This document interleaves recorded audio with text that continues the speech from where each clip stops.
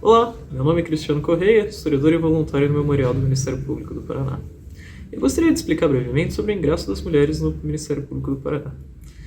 A instituição ela nasce no dia 15 de junho de 1891 pelas mãos do então presidente de Estado, generoso Marcos dos Santos. O decreto que organizava a Justiça Estadual seguia as diretrizes estabelecidas pela Constituição da recém-fundada República do Brasil, que era de 1891. De lá para cá, mais de 130 anos se passam e em algum momento podemos lançar a questão de quando as mulheres começam a entrar na instituição. Pesquisando sobre os membros mais antigos, a gente encontra os documentos que organizavam todos os promotores. Aí, lá tinha a nomeação de Valquíria Moreira da Silva Naquede, alguns dias depois da Revolução de 1930. A data não podia ser uma coincidência, então a gente foi investigar qual a correlação entre elas. Mais do que buscar descobrir o ano da nomeação, a gente tentou compreender as circunstâncias que levaram à nomeação e das mulheres que vieram depois dela. Para a história de Valquíria, recomendamos o episódio que os historiadores Vitor e Viva destrincham sua aventura. Assim, tempo depois, a gente produziu um texto sobre a Valquíria para o Dia Internacional da Mulher de 2019, no 8 de março. Nos anos seguintes, a temática foi se desenvolvendo e as pesquisas foram crescendo. Em 2021, o Memorial realizou uma live de 130 anos da sua fundação. Durante a live, a procuradora aposentada Valéria Teixeira de Meroz Grilo foi responsável por juntar as pesquisas que nós fizemos e levar para o público um breve resumo da incorporação das mulheres na instituição. Assim, com as pesquisas em andamento, a gente aumentou gradativamente o escopo do projeto e passou a abranger as décadas subsequentes, chegando até 1980. Gradualmente, fomos compilando os nomes das mulheres que entraram na instituição e realizando uma pesquisa biográfica sobre elas, para conhecê-las um pouquinho mais. Então, durante a pesquisa, a gente encontrou diversos nomes que tinham bem poucas informações. Maria Alexandrina Ferreira Chaves, Maria de Jesus Boa Morte e Dona Pacheco Secundino. Aos poucos, a pesquisa foi dando rosto para essas mulheres e nós fomos construindo uma personalidade histórica para cada uma delas. Talvez o mais importante seja não só elaborar a própria trajetória delas, mas sim realizá-la em concordância com um olhar sobre a instituição como um todo. A Rosalba trabalhou na Procuradoria como datilógrafa antes de ser promotora. A Isabela Kodaca passou quase 30 anos como servidora na PJJ. Maria Alexandrina veio de outro estado nomeado como promotora. Raide foi um dos primeiros estagiários da instituição. Ilná fez parte do gabinete do interventor federal no estado e foi uma das primeiras foi a primeira promotora designada para a capital. Tivemos também uma promotora Rábula, Maria de Jesus Boa Morte. Para quem não sabe, Rábula era qualquer pessoa que não tivesse formação acadêmica específica em direito, mas que atuasse nos processos judiciais.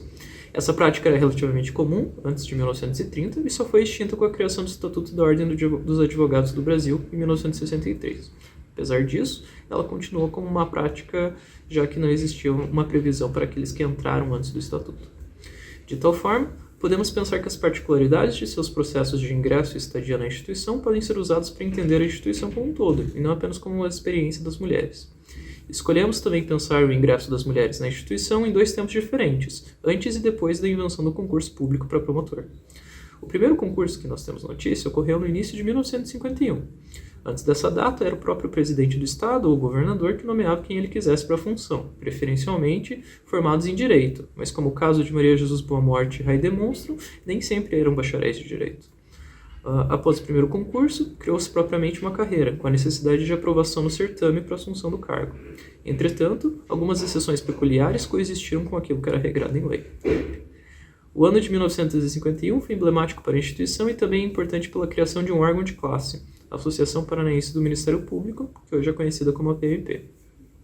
Essa casa gerou um ambiente de sociabilidade além do horário de trabalho, unindo a classe dos promotores e permitindo um maior contato entre seus titulares. Assim, os promotores que viessem para a capital ocasionalmente conheceriam seus pares, das comarcas mais distantes. A PMP também foi essencial para a constituição de uma memória coletiva de suas membros. São as mulheres filiadas por mais tempo lá que tradicionalmente são lembradas como as precursoras, já que ao serem vistas na ativa ou mesmo depois da sua aposentadoria, elas eram mais facilmente lembradas pelos outros. Assim, buscamos construir as trajetórias dessas mulheres em um processo compreensível no seu contexto histórico, ao mesmo tempo em que procuramos documentos que nos falem mais sobre as suas próprias experiências de vida, já que uma pessoa não é só a sua profissão, mas também as suas crenças, seus valores e seus hobbies. A história costumeiramente associada com o passado foi também um presente para muitas dessas mulheres. Para pesquisar sobre essas mulheres, utilizamos de diversas ferramentas. Para as promotoras mais antigas, a gente procurou principalmente documentos que tangenciassem suas existências, né? Cartas particulares, notícias nos jornais que falavam da sua vida, poesias, além dos registros de rituais sociais, né? Como a colação de grau em direito e suas atividades políticas. Para as mulheres mais recentes, também podemos utilizar seus discursos mais diretos, principalmente suas entrevistas para o programa de História Oral Reconto, desenvolvido pelo próprio memorial. Nelas, elas compartilham algumas de suas dificuldades, principalmente nas primeiras comarcas, de como lidaram com as ameaças de morte, coexistência entre o trabalho doméstico e o trabalho profissional e cenas cotidianas de machismo que passaram. Suas próprias experiências nos concursos, suas vitórias e empecilhos. Fontes diferentes nos permitem questionar coisas diferentes. Como podem perceber, o trabalho foi extenso, sendo difícil realizá-lo sozinho.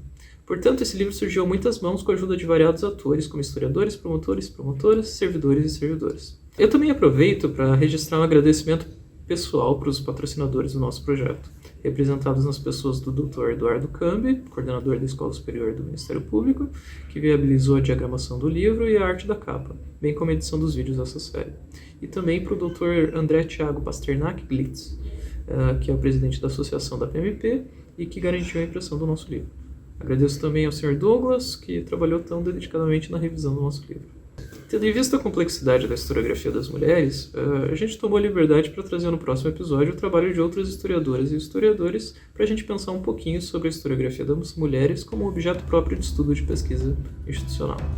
Se você gostou desse episódio, então confira os outros episódios dessa websérie e conheça o livro Breve História das Mulheres do Ministério Público.